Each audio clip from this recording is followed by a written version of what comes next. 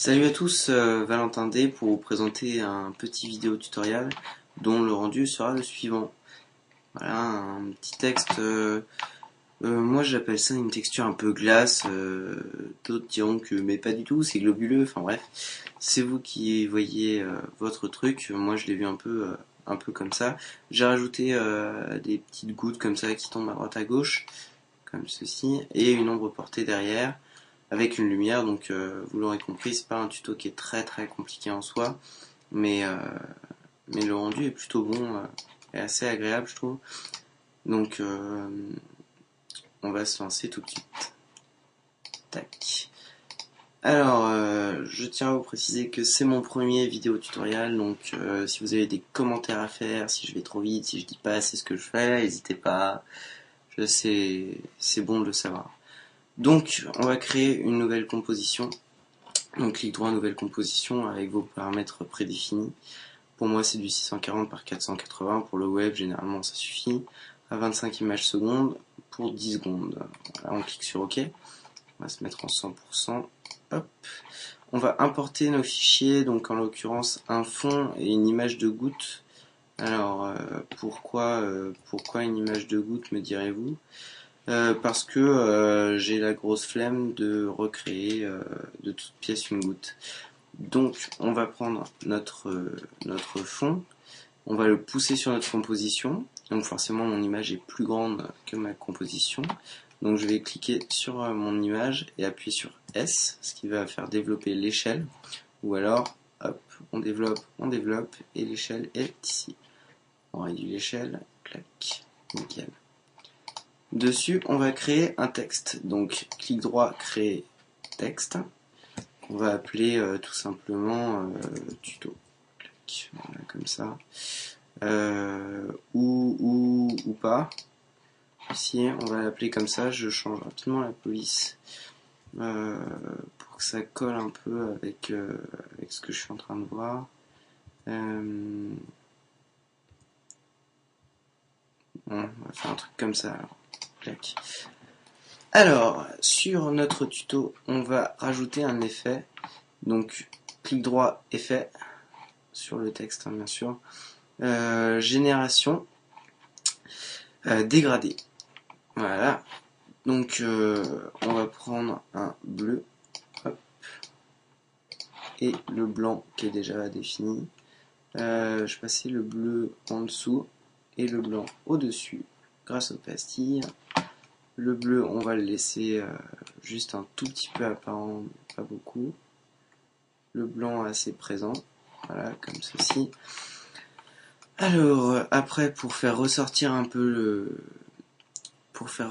notre texte, on va utiliser un biseau alpha. Donc là, quand je clique ici, que je fais clic droit, c'est la même chose que quand je clique ici, que je fais effet. Donc, on va créer le biseau alpha qui est dans perspective. Perspective biseau alpha. Hop. Et mes paramètres, c'est 3,5 et incliné dans l'autre sens, je préfère.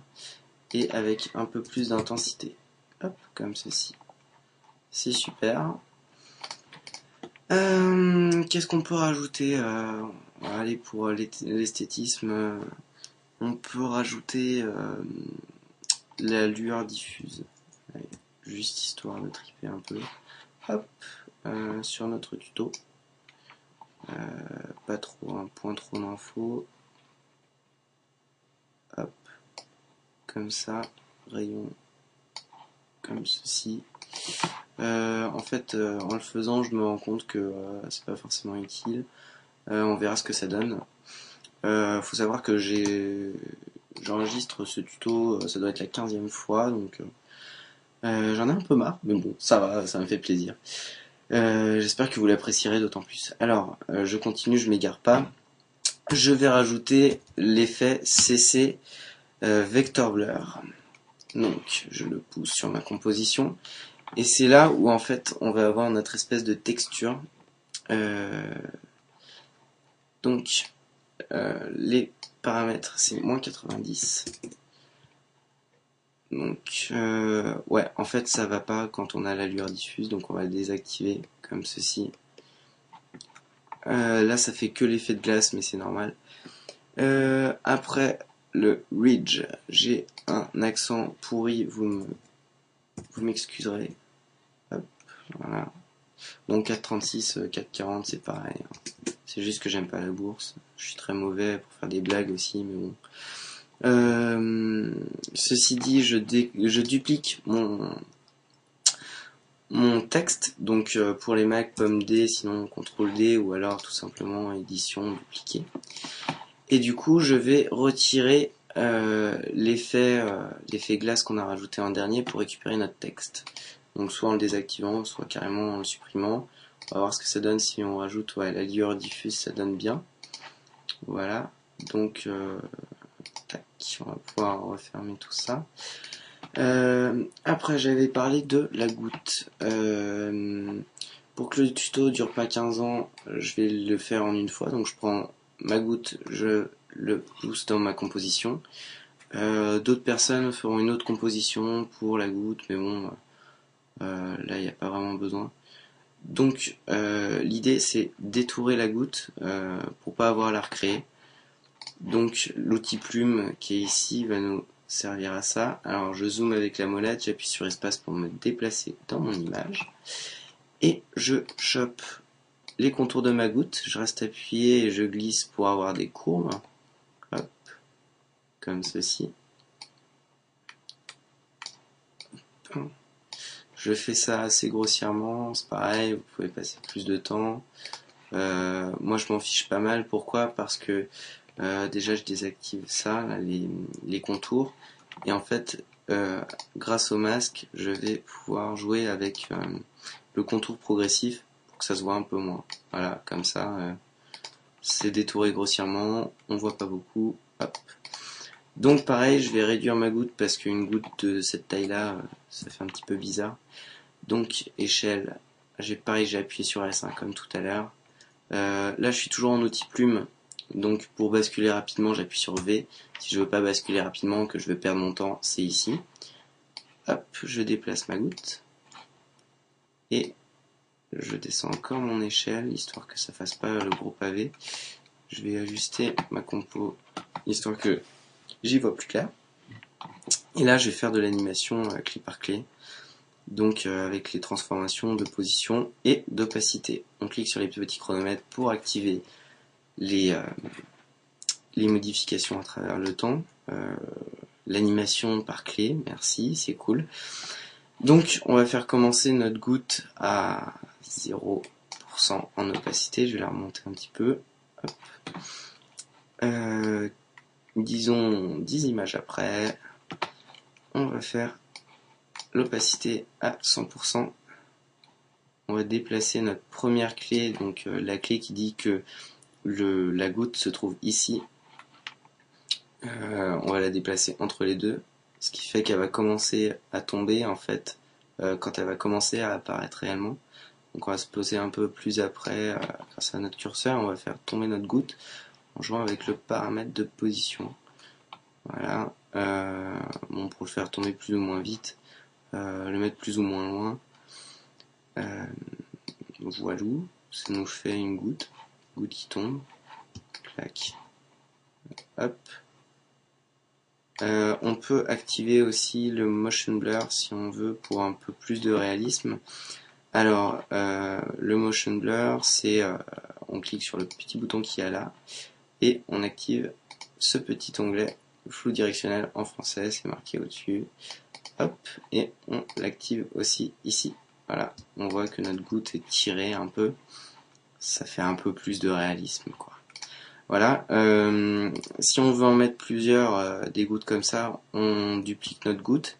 Le problème est le suivant, si on déplace notre goutte du début, forcément ça va pas aller parce que c'est de l'animation clé par clé, donc à chaque fois qu'on modifie une valeur, ça modifie notre trajectoire, donc on n'a plus qu'à modifier la position.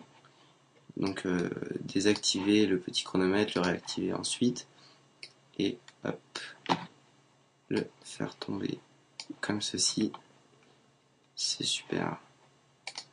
Hop, donc pour que ça tombe pas en même temps, on va le déplacer un peu comme ceci. Donc voilà, j'y suis. Je remets à 100% pour qu'on voit mieux. Hop. Alors là maintenant on va faire la lumière. La lumière, donc c'est clic droit créer lumière. Hop, que la lumière fût. Donc, que la lumière soit et la lumière fût. Autant pour moi, je suis pas du tout croyant, donc à la limite, tu sais. Hop, on cale nos textes, notre texte en 3D. Donc le deuxième, bon, pas forcément besoin parce qu'on s'en fout, hein. À la limite, on veut pas l'ombre du tour, mais on veut l'ombre du texte.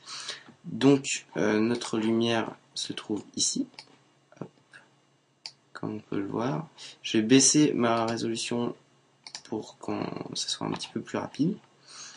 Et là, pardon, je vais dire que mon fond va accepter les lumières. Donc je développe, option surface, et non, en fait c'est mon texte, autant pour moi, dis donc. J'ai beau le faire 15 fois, je connais pas ma leçon. Voilà, c'est mon texte qui doit projeter une ombre. Donc projette une ombre, oui. Alors, plusieurs choses. Pour que notre texte projette une ombre, on va le tirer un peu. Ah oui, alors j'oubliais. Hop, voilà, comme ceci. Donc on voit l'ombre apparaître derrière. Et après on va pouvoir jouer avec ce taux d'ombre avec notre lumière. Clac. Option lumière, intensité de l'ombre, on peut la baisser un peu. Comme ceci. Et la diffusion de l'ombre un peu plus élevée. Encore plus élevée. Comme ça. Intensité de l'ombre, on va augmenter un peu. Voilà. En intégrale, ça donne ceci. Donc quand on déplace la lumière, hop, ouais, j'aurais dû. On la voit bien ici. Donc on va animer notre lumière. Donc tout simplement de la même façon qu'on a animé nos gouttes, avec le petit chronomètre de position. On va se positionner ici. Puis on va se mettre à 4 secondes. Et on va se positionner à l'autre bout. Hop. Comme ceci. Je suis allé un peu trop loin apparemment. Non, ça va. Donc voilà, je lance la prévisualisation avec le bouton du pavé numérique 0. Donc je couperai au montage pour vous épargner ce petit temps. Donc voilà, notre rendu est terminé. Ça donne ceci. Oh pardon, je vais peut-être le mettre en un peu plus grand. Espace de travail minimal. Clac. Hop, on va augmenter un petit peu. Comme ceci, même un peu plus. Ouais, comme ça c'est ira. Donc on a notre très belle animation. Bon, les gouttes, faut mettre un peu plus ou les faire tomber moins vite pour que ça se voit. Enfin, pour que ça se voit plus. Les écarter un peu plus, mais sinon, l'idée est là, quoi. Bon, voilà, j'espère que ce petit tutoriel vous a plu. C'est mon premier, laissez vos commentaires, ça me fait plaisir. Si ça vous a plu et que vous voulez que j'en fasse un autre sur autre chose, vous pouvez toujours me dire. Voilà, bon bah je vous laisse, c'était Valentin D, et puis à très bientôt et bonne fin de soirée, j'ai enfin réussi à enregistrer ce tuto. Ciao, à plus.